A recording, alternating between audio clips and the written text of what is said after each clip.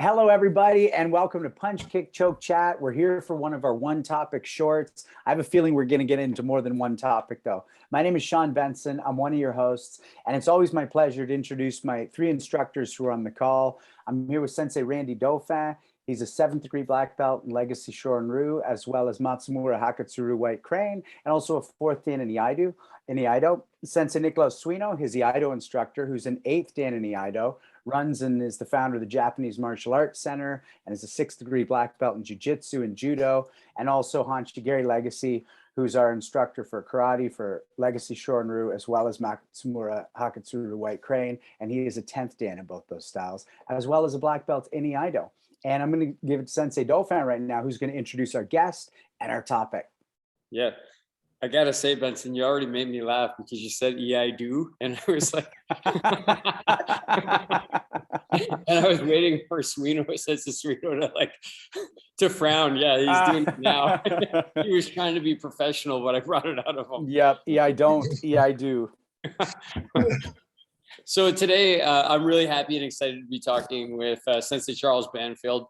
I always like to provide a little bit of context for people when they're watching this later. He is a graduate of Memorial University in Newfoundland. He's a Chito Ryu karate practitioner, 2nd Dan, and also has a teaching license in that style. He has a background in wrestling and kickboxing. The really cool thing that brought us together is he's the founder and creator of Karate Canucks. And if you haven't watched that podcast, you should get out there and you should watch it. If you're a serious martial artist, there's lots of serious information on there for you to see. On that podcast, he's had people on like Hanshi Patrick McCarthy, Sensei Wally Slokey, Sensei Sam Maletsky, Sensei Brad Jones, Hanshi John Tarian, who we were just actually with this weekend, Hanshi Cesar Burkowski, and Hanshi Legacy and myself have also been lucky enough to be on that podcast. One thing through my conversations with Sensei Banfield is he's really passionate about karate, also very passionate about Canadian karate, and he's documenting Canadian karate history, which I think is really good. One of the things I'd say is we've kind of collaborated and chatted. There's no real competition between us, this group, which is kind of funny because, yeah, a little bit maybe, but not really. I just remember when your first podcast dropped with Sensei Maletsky, I received about 10 calls claiming, oh, somebody's copying you. And then I went and I looked at his website and I saw that, in fact, he was actually first. It was his idea first. We had the idea second. We just got our first episode out first. Then I reached out to him and I found out that he was a really nice person and a really serious martial artist. And then Hanshi Legacy and I were on his show and I liked him even more. Then I got my coffee mug and I knew that he was actually the best. And I just want to say that I think Sensei Banfield is doing really important work. It's going to live on beyond any of us, which I think is important. And I'm excited to talk to him today. And the topic we're going to talk about is just why is documenting this history important, and why is martial arts history important in general? What are we going to get from it, and what do we hope to leave behind when none of us are here anymore? So I'll shoot it back to you, Benz, now. Well, thanks for that, Sensei Dauphin. I just want to shout out real quick, if you're watching, that this is 5 adults having a conversation. If you hear language or things you don't like, you can eat a dick. And also, please hit that subscribe and like button, because we're really happy you're here with us. And you might be listening to us on a podcast. Same idea, enjoy your cooking, your cleaning, or whatever you're doing while you hear this chat. So yeah, let's just start with that topic. Why is this important, Sensei Banfield? What matters about documenting this stuff right now? Before I answer, I just want to say, first of all, thanks to Sensei Dauphin, first of all, for inviting me, and the things you were saying at the start, are mutual. Lot of respect going both ways here, I think, and I also think that the work that, I guess, our collective work, and there's others that are kind of, I don't know if they're copying us or if it's just everybody's having the same kind of epiphany at the same time, but it is important work, And for Sensei Benson, is it just one dick they got to eat, or is it a whole bag of them? I'm not sure. Well, you know what? We don't kink shame around here. So if it's a bag you're into, then fucking put it out like a snout trough and go for it. Yeah. Well, this Like went downhill feedback. fast. Yeah, This went downhill fast. somebody opened the door and we all walked No. through it. Don't leave it to me. It'll get worse. That's it. Don't egg me on that way. So, but anyway, but back to what I think was the original question there, like the importance of this, and if you can indulge me a second here, like I started down this journey, I guess, because with my own with Karate Canucks and the podcast and so on, because I'm a big nerd for history. I have a strong interest in, karate and other martial arts, as per my background. I've trained in a bunch of different styles and combat sports and stuff like that. But I always kind of felt like I was a bit of an island. I didn't really have a strong linkage to the past and that kind of thing. And, knowing that karate in particular it didn't come from Canada. I knew that there was a story around, how it got here and how it spread, because, again, Canada's a big country, and, so it would take a lot of people to sort of spread it around, and there's different styles and all of that. So that got me thinking about, okay, who can I talk to about how the different styles came here? I'm obviously, I was aware of the background on Chito Ryu and how it came to Canada through Soroka Sensei and how it spread, largely through the efforts of Higashi Sensei and some of his students and what have you. But other styles I knew less about. And so I started reaching out to names that I would see, Sensei Molesky, you mentioned, was one. And he actually was a bit of the linchpin. He kind of opened things up a lot for me. So when I reached out to him, he was very gracious and willing to share. And I very quickly discovered that it wasn't the styles that were really the story. It was the people that spread these styles and the people that keep those traditions alive or modify them in some cases as they're going through their own experiences and stuff. So I thought it was important to try and capture their own histories, because history itself is not necessarily fact. It's somebody's interpretation of facts or a time or whichever else. And I thought it was important to try and capture as much of that in their own words as possible. And I don't want to assume too much, but I know that I benefited from the work that you guys have done. There's been a couple of people that you've had on, Sensei Hind in particular, who I didn't really know much about, but after he had passed away, I discovered that you had already interviewed him, and I learned a lot about his past and his connections to some of the people that are in my lineage and that kind of thing. So in my short story long way of answering questions, that's kind of the answer to the first question there. It's I think it's important to capture it. It's a linkage to the past. It gives context to where we are, I guess, in our present journey. And I personally, I think it makes me a better student and a better teacher as well. Right on. I'd love to go around the horn on that, because, we're obviously doing the same thing. And, Hanshi Legacy, we've got books, you can YouTube anything. Like, why is it important to do what Sensei's doing and maybe what we're doing? Why does it matter? Oh, it's just a more modern way of writing books, except you're hearing it right from the person directly. You're not just looking at a piece of paper. Really, I think it's how it was, how it is, and how it should be. By that, I mean, if you could speak to Matsumura today, and then you spoke to his descendant, you would see whether it had changed or not. If it's better to change it at all.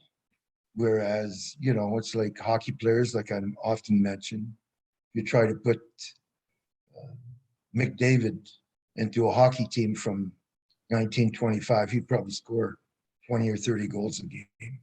So things have changed. And should people like myself, for instance, delve in trying to change martial arts for the better?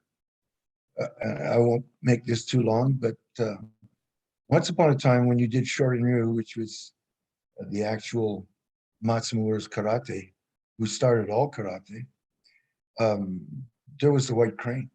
And it got left behind when Funakoshi went to Japan, because Matsumura wouldn't teach him the white crane because he wasn't a family member and he was half Japanese. And at that time, there was a bit of a battle between them. So I think it's important to speak to persons. And then if I'm wrong in my assumptions and somebody comes up with something that is more solidly grounded, I appreciate it.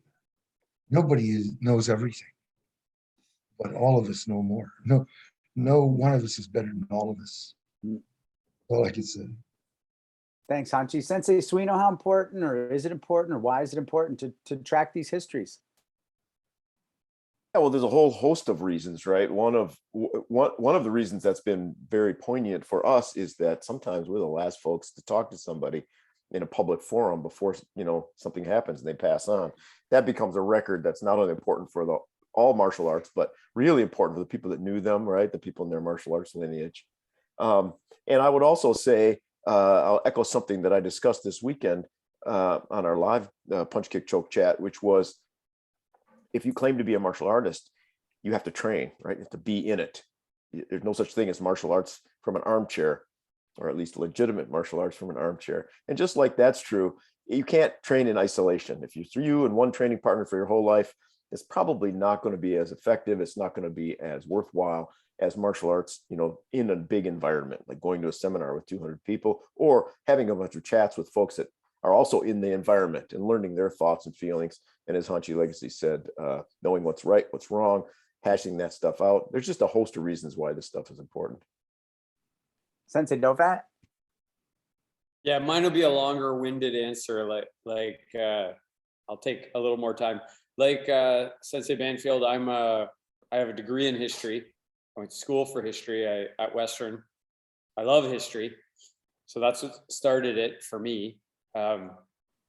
When I was at school, I had to learn all the same shit I had to learn in grade school, and then in high school, all post-Confederation Canadian history, pre-Confederation Canadian history, all that stuff that you already had read thousands of books. So I started in karate with Sensei Legacy, and then I thought, this is pretty cool. And I started taking every one of my electives was about Japanese history and the shogunate and all, and I just loved it. And what I found for me is because I didn't know my own family history too well, it gave me this karate history gave me a family history that I wouldn't have had if I wasn't in karate. So I think that's pretty cool. The other thing, I guess, about the impetus for the show was just, I learned so much from just riding around in the backseat of Sensei Legacy's car or sitting on his sofa while he and Hanchi Hines or Hanchi Sandoval or Wally Sloki were talking to each other, and I just was quiet and just sitting there and listening and learning all kinds of stuff. And I wasn't learning it from a book. And what I know today, why this is important, is because I've heard the arguments already from people who say, he didn't say that, he said this, he didn't do this, he did that. I wasn't there, but I heard from a guy.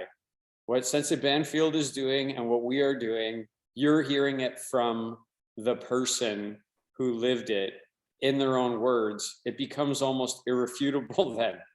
When we're all gone and somebody punches up YouTube and watches one of these videos and somebody says, oh, Sensei Sam Maletsky did this, they're going to say, no, I just watched himself say that he did this, right? So I think it's important because we're letting these people tell their own history, and it's not being filtered through somebody else. And that's why I think it's really important. And I think later it's going to be even more important when none of us are here. I love that. I love that. I also, the only thing I think I can add for myself is the idea that it's just the energetic of the person as well. Like I remember talking about this in my Shoten essay, was the idea that I don't know what a karate punch is, but I know what Hanshi Legacy and Sensei Dauphin's punches are. And therefore the person is who's passing it on to me. And when you talk about, if we could watch Matsumura, I just want to see, like, how does he sit? What's his vibe?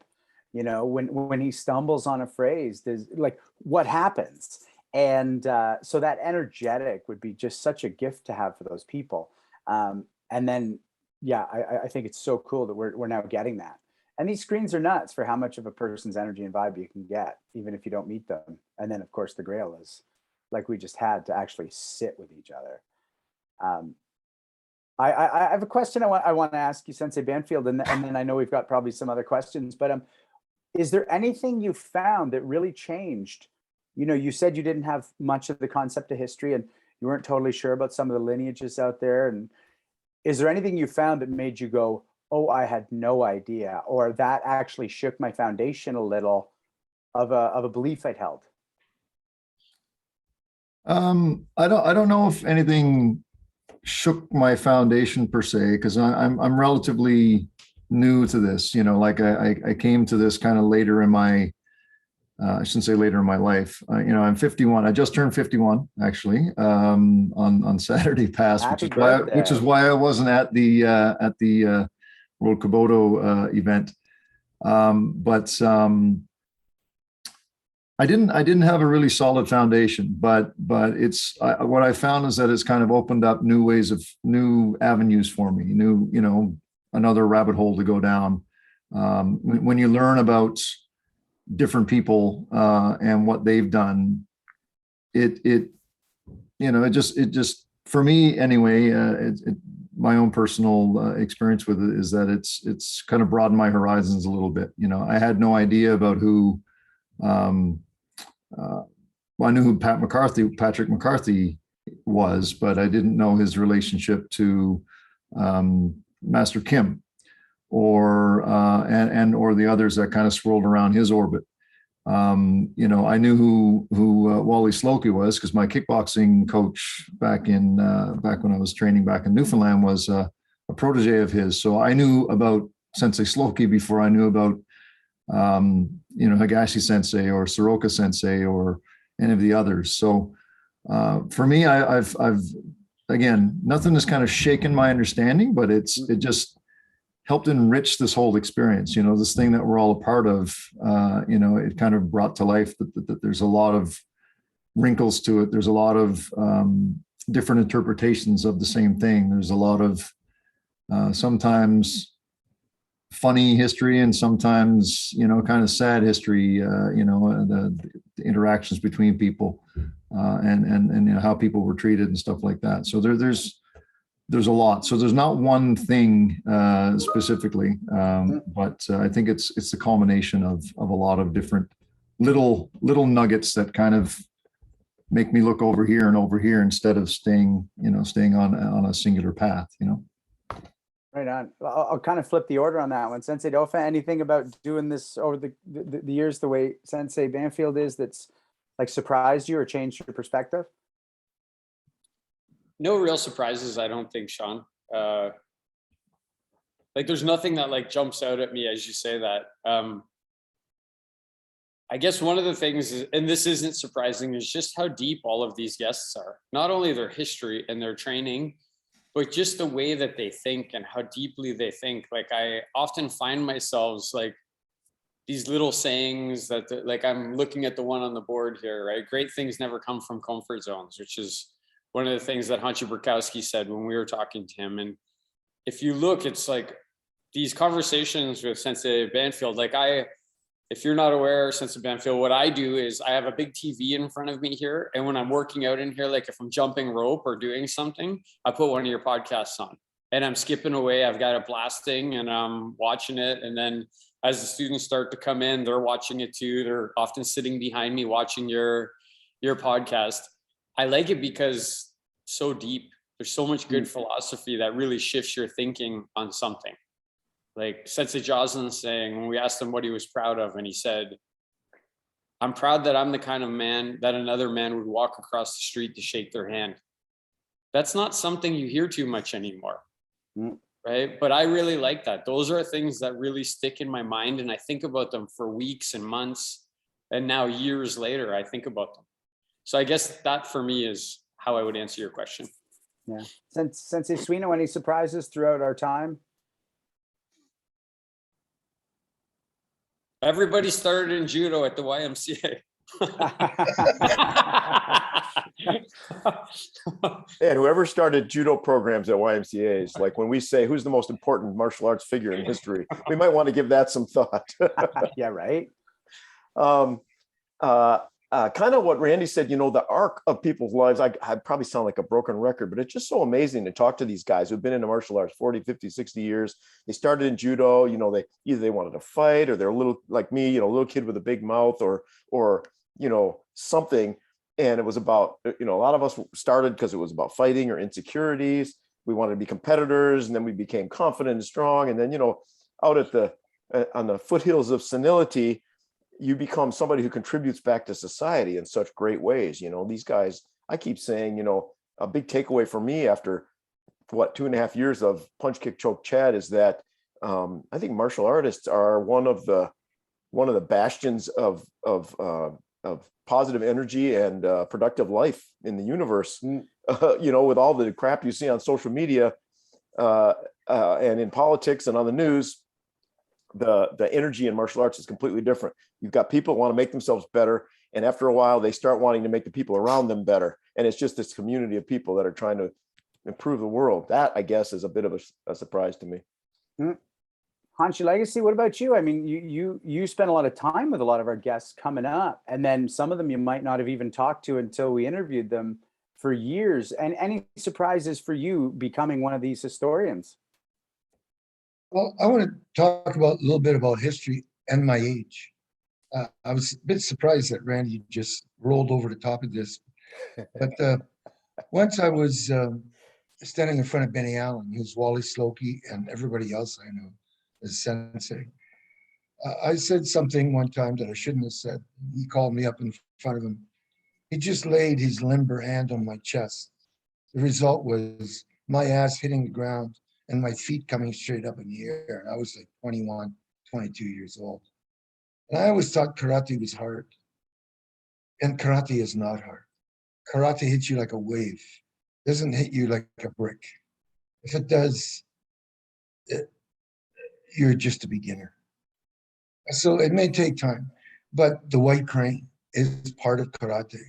And Matsumura kept it to himself until he got he got on later in life. So again, the power of softness or non-resistance, and a person who gets to be my age, it sort of completes your walk in martial arts life. What are you going to do at my age? I'm 76. So what am I going to do? I'm going to enter tournaments and try to punch. How am I going to learn? What am I going to learn? Right? So I'm having a very difficult time having people believe that karate is soft. And the softer you are, the more powerful you are. I've offered this up to many very well-known martial artists, and they take their heads out of the sand. And when I mention it to them, they stick it right back in the game because they don't really want to know anything else. They still want to be the top of what they are. Mm-hmm. But, you know, I've said this a million times. Student is the best title in the world. Only that title will give you all the others. So I'm still learning. And for those of you who need to look at the white crane, that shook my world. I think for me, it's thanks, Hanshi. I think it's a bit of what Sensei Suino said. You know, the depth, absolutely. But I just keep being shocked at how many of our guests just care about being a service.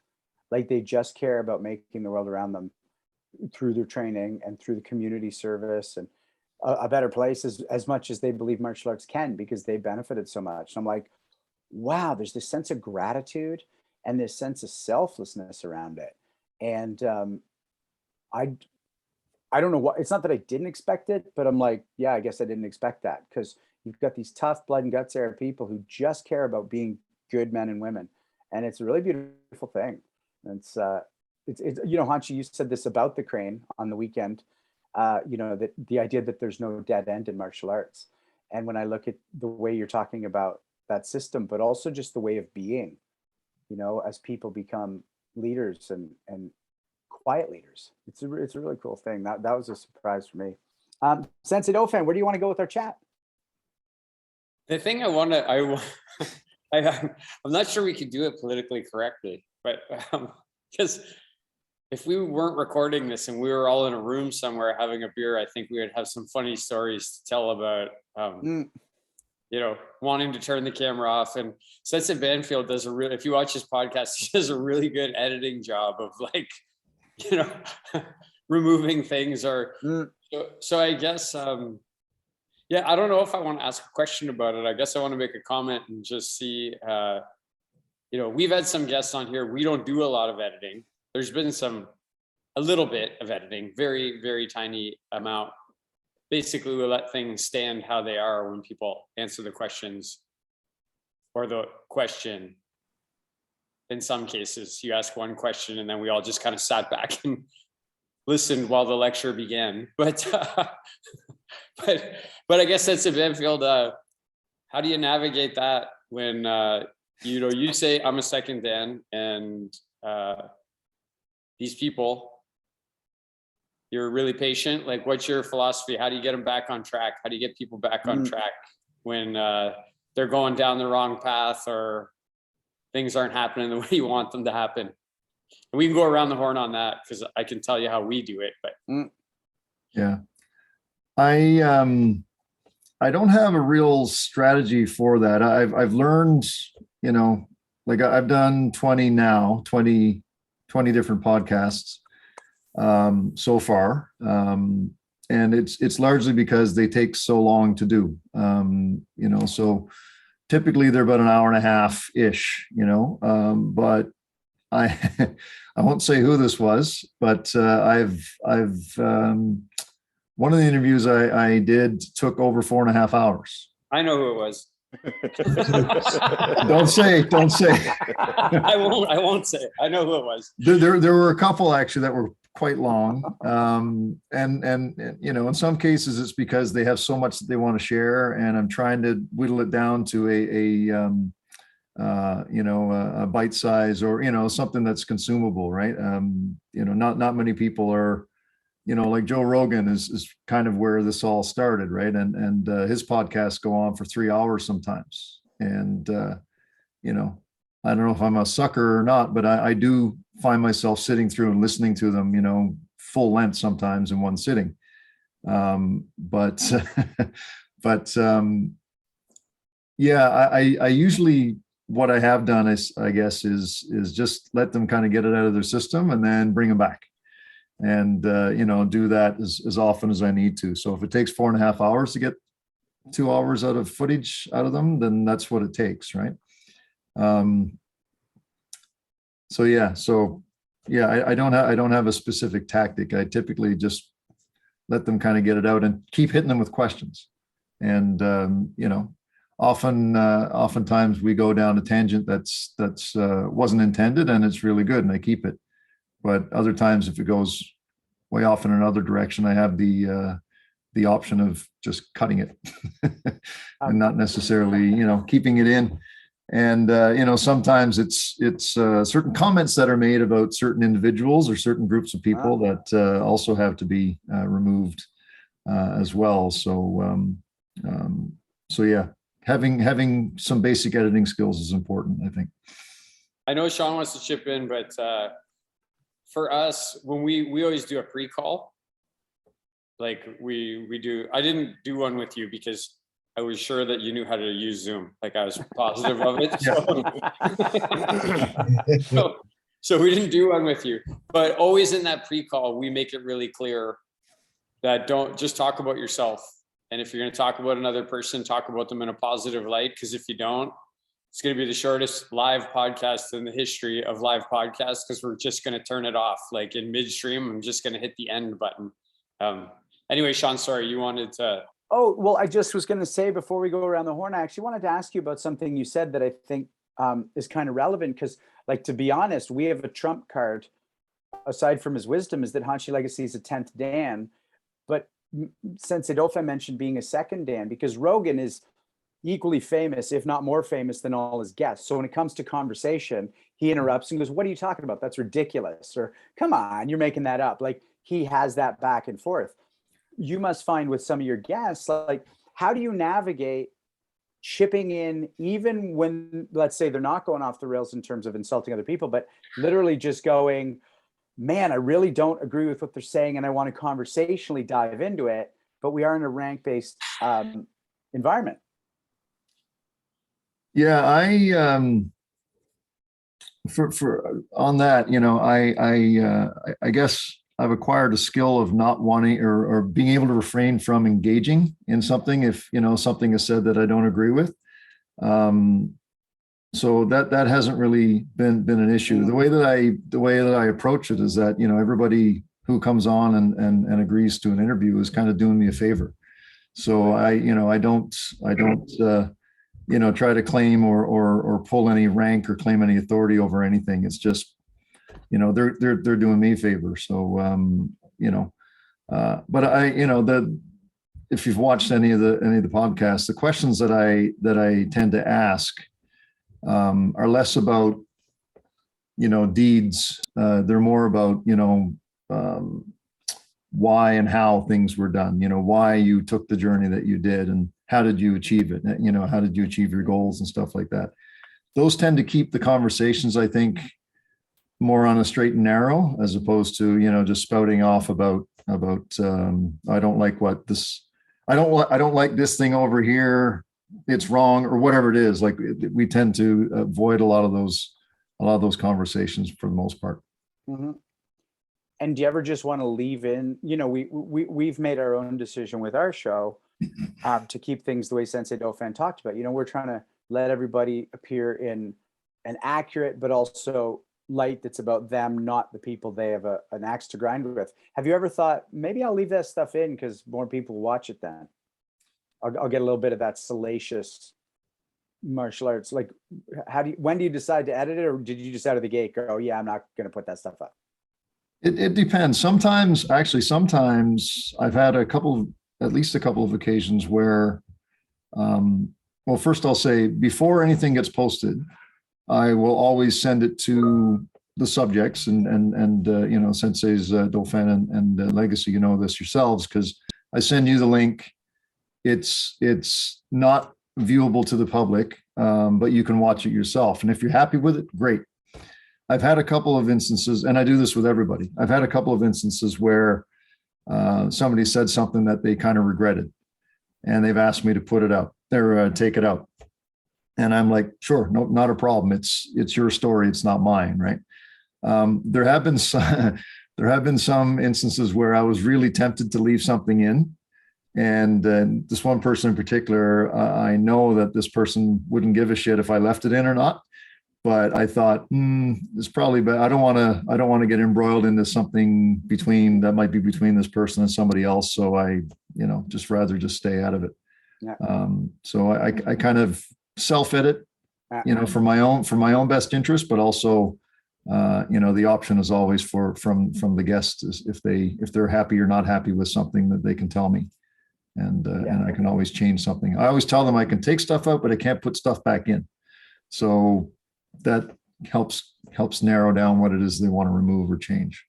Oh, that's a great way to put it. Sensei Suino, you had a thought or a question?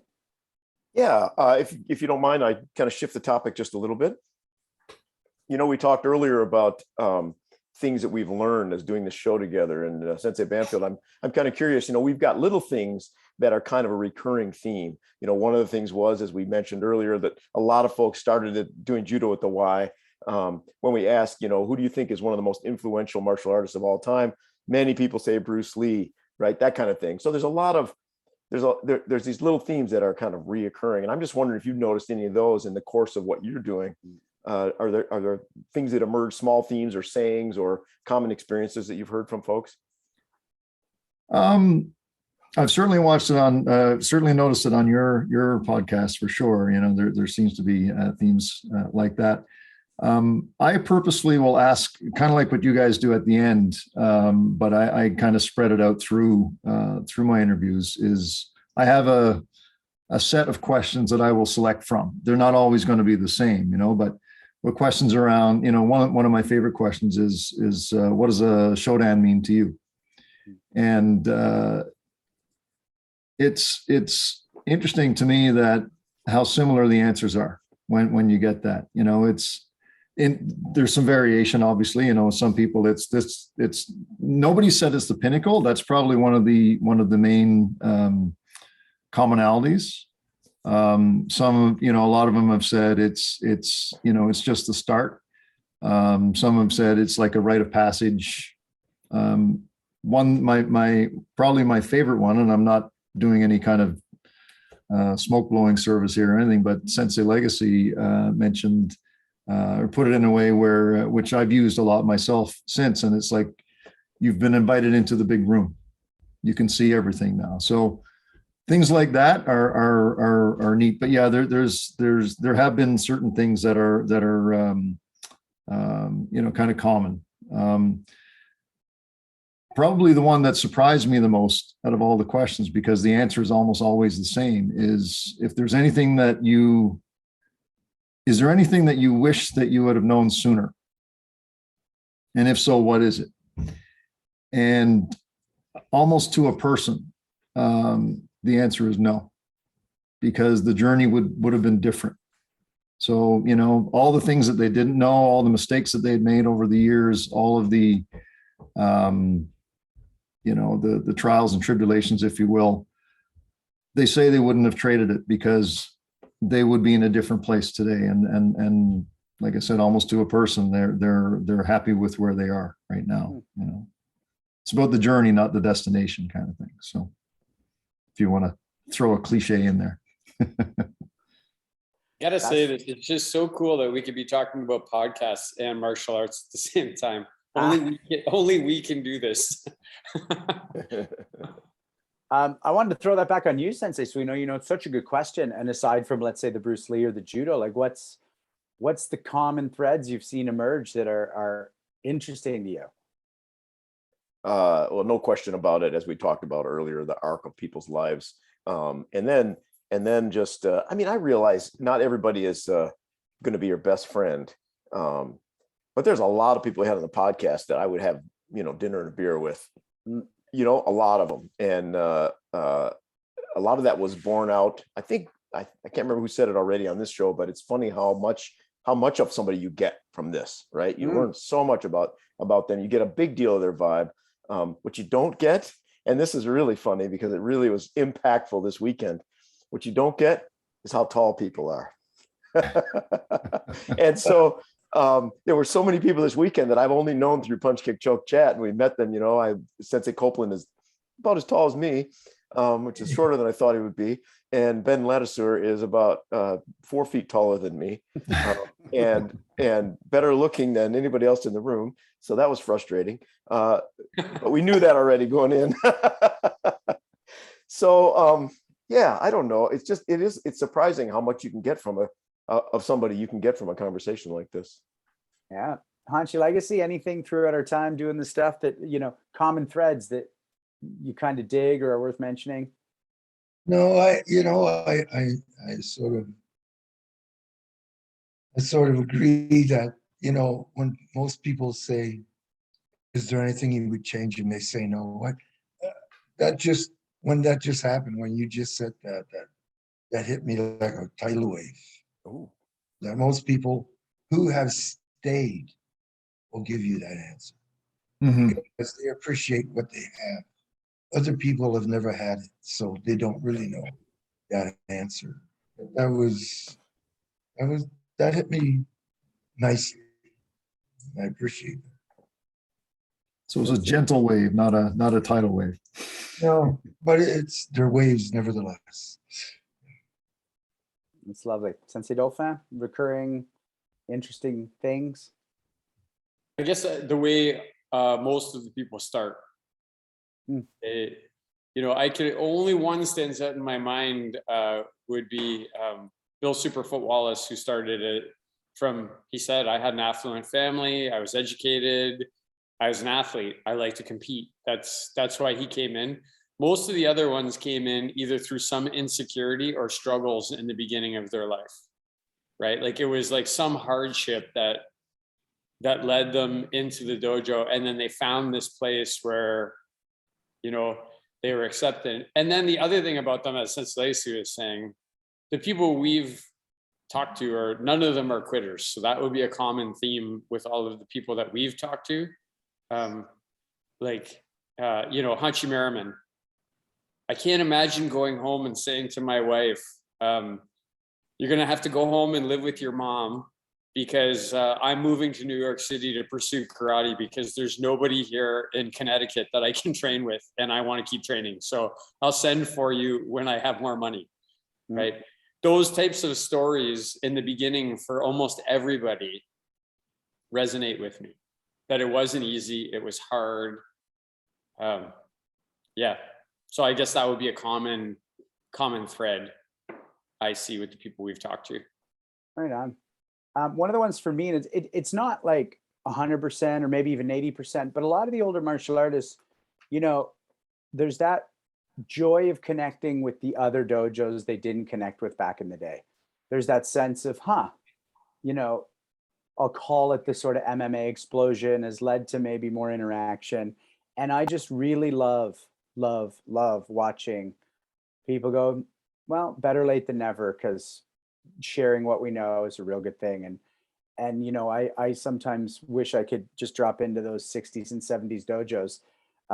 But I know that it'd be tougher to drop into 5 of them because it'd be like, you don't really get to do that. And I know we don't really do that when it becomes a classical path you're on, but once you're in a dojo, we are then going visiting those other 5 dojos these days. And it's a really beautiful thing. So I like getting that out of the show, that we're in a different place and we get all the knowledge and the wisdom, but we also get to cross-pollinate it a bit in a very supportive way of each other. Like we're doing on this damn thing. Like Hanshi Legacy in 1972, would we be talking with the competing podcast and have the competing podcast on our podcast to promote him?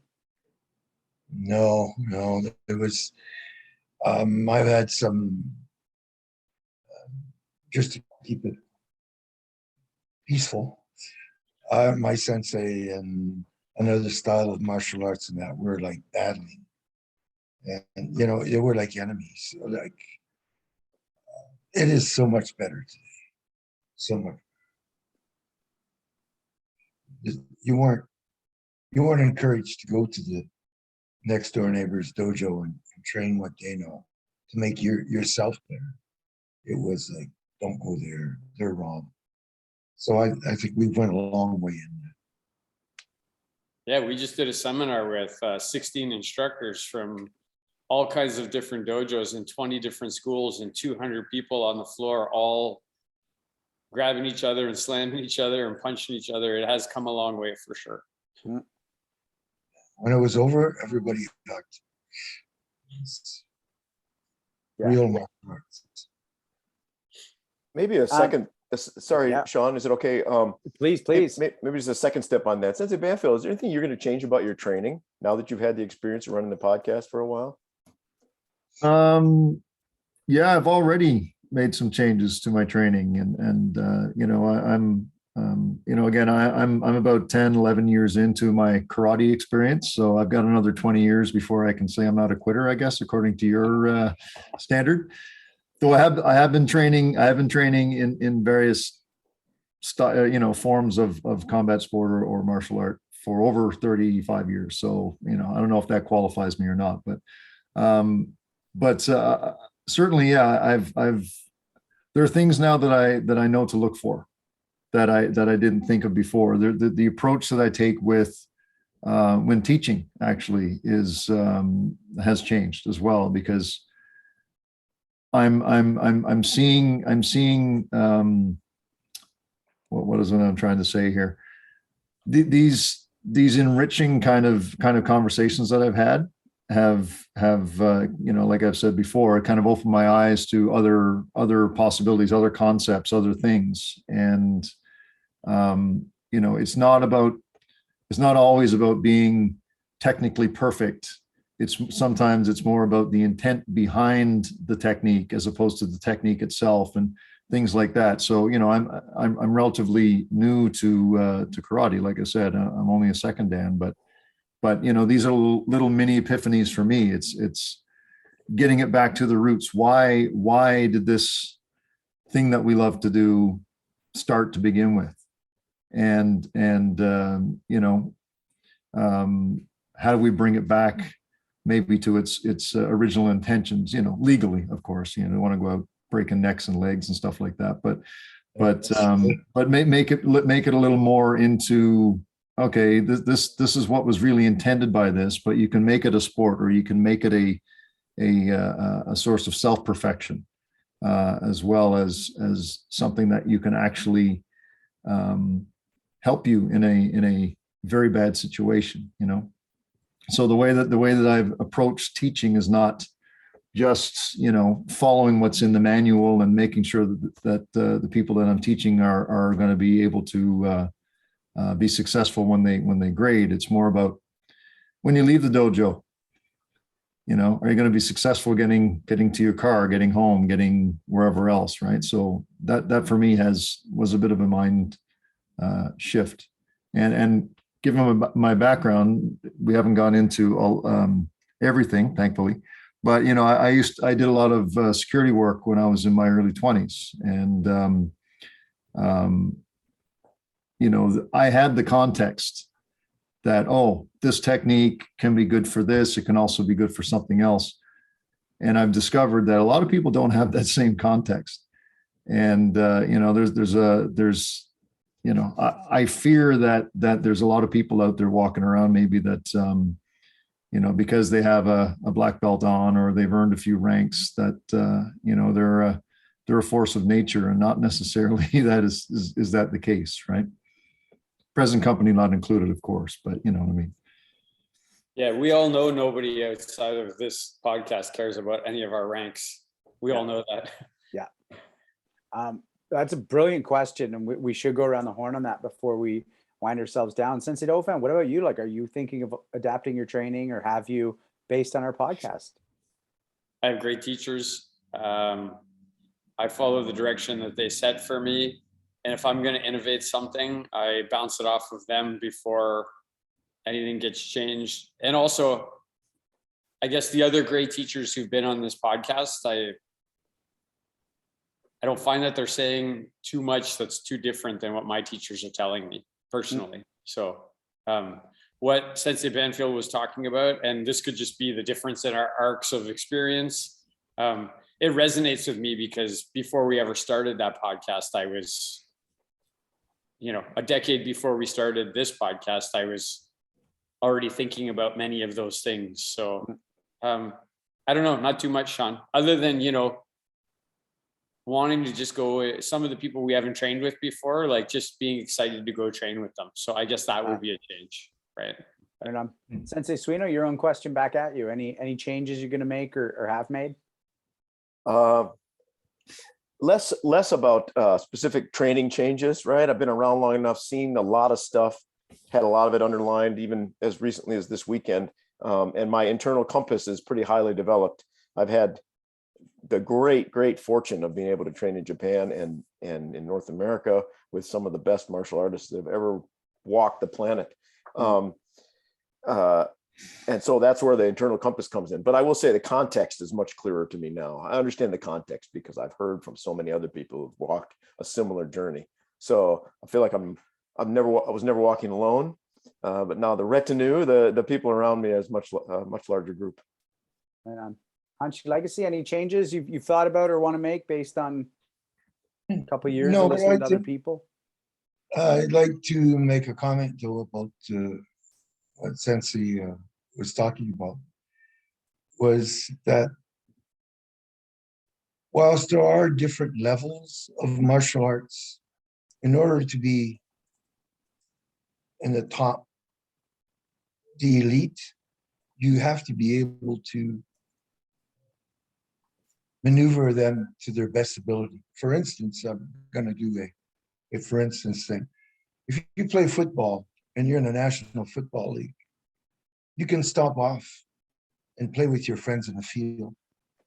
But if your friends in the field are walking by the NFL stadium, they can't go in and play with the NFLers because they're the elite of our martial art. We all have to aim for that. Not all of us are meant to be NFL players, but the guys who can do it the best are the real blood and guts of the art. So, in saying that, everybody hates to use the word kill, but that's how it started. It started like if you weren't the best at that, you didn't survive. You were one of the guys playing in the field. So I think everybody needs to set a high standard in order to be able to do their best, and nothing more, but able to do their best of their martial art. Falling short of that is letting yourself. Thanks, Hanshi. That's awesome. And then the only thing I want to add is the one thing I've changed is just more, like just more training. I get so inspired, so excited, and part of it's that sense of responsibility we talked about.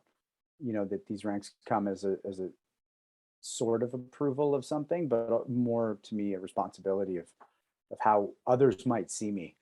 And when they're walking by that window and I'm teaching at the gym, I'm training as much as possible for that responsibility and who that student might be and what they're seeing as karate. I've really gotten that from the show. Sensei Banfield, you know how we do this. We're going to go around the horn and then you're going to have the last word. These shorts go by fast. And I'm sure, you know, even with your longer podcasts, you just look up and the time's done. So Hanshi, like I say, I know you just said a bit, but this is our sort of show end around the horn for our time talking about this history with Sensei Banfield. Well, I just think that we're all human beings and that it just shows what real martial artists are like. We come together, we're friends, love, peace, and all that. And martial arts just attributes to us being better human beings. If you have to engage physically, well, you just want to be able to get by. You don't have to kill the other person or anything like that. You just need to be able to get out of it. My saying basically is a fight avoided is a fight won. Mm.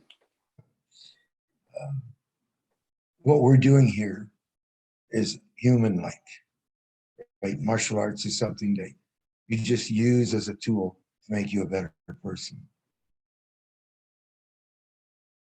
Thanks, Hanshi. Sensei Suino?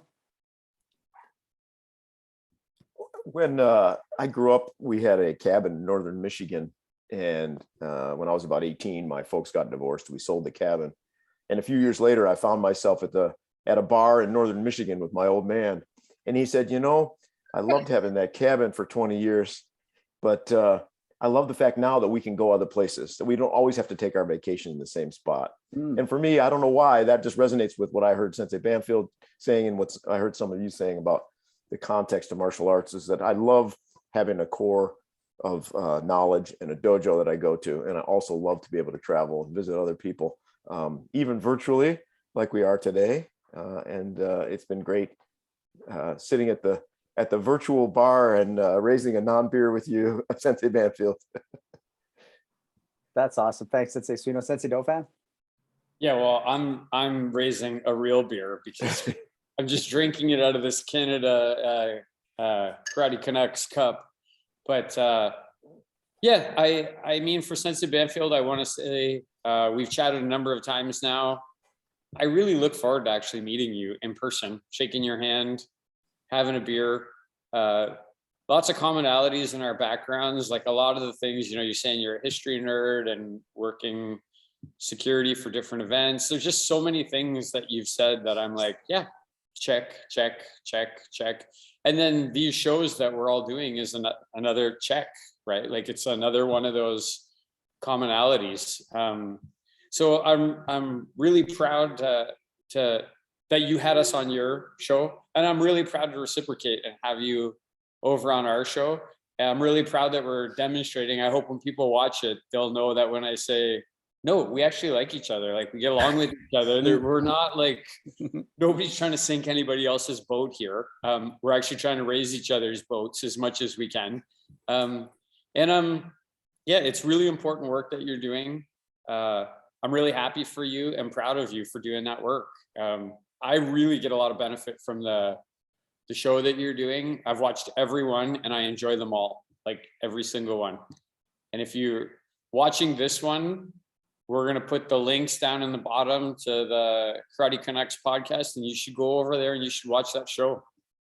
Start binge watching it now. You got about 40 hours to get through, so have fun. John? That's awesome. Thanks, Sensei Dauphin. Yeah, just such a pleasure. I remember Sensei Dauphin telling me there was another show called Karate Canucks, and my immediate impulse was, oh my God, that's awesome. Can't wait to watch it, because more of this, like just more of this. And we know with our guests, we can interview a guest for an hour and a half. And when you add our hellos and our 10 questions and stuff we love, we sometimes go, crap, we just got to like 1978 with this person. And, it just started. And so the idea that you're coming at it from a different perspective, it just adds, if there's a similar guest, the same guest, but it also, it gives a different perspective.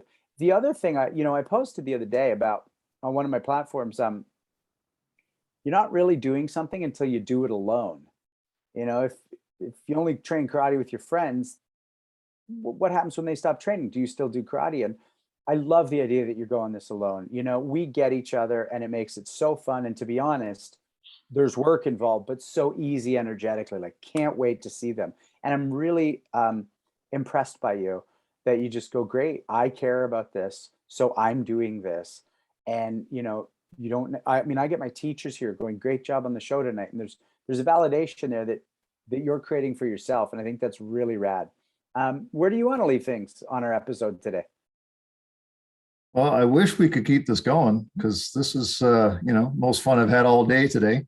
But no, it's as I mentioned at the beginning, especially to Sensei Dauphin, thank you for the invitation to participate in this. I've been a fan of your podcast, not since it started, because I didn't discover it until after I'd already interviewed my first guest, and I'm like, oh, there's another one there. So for the record, that's out there. I look forward to the opportunity to meet you all in 3D, hopefully at some point, and share some stories, share a beverage or two, and just talk about the things that we have in common. The passions that we have in common: history, martial arts, and maybe some things we shouldn't record as well. But no. This has been a lot of fun. I'm a little starstruck here, and I'm not exaggerating. I do really genuinely enjoy the things that you guys produce, and I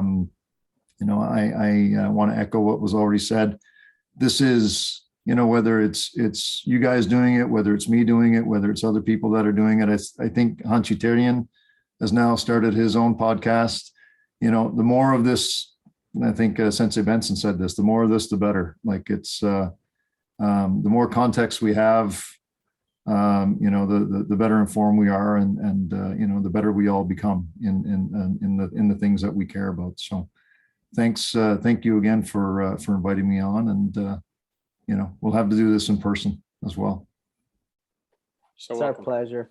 Thanks for watching, everybody. And if you're on the YouTube platform, just let us know your thoughts. Let us know what you like or don't like or think is important about creating these sorts of histories. And we're going to take a little break, and then we're going to produce another one of those shows for tonight. So I'm really excited to see you all soon. Thanks, everybody. Have a safe time until you watch our next step. Rock and roll.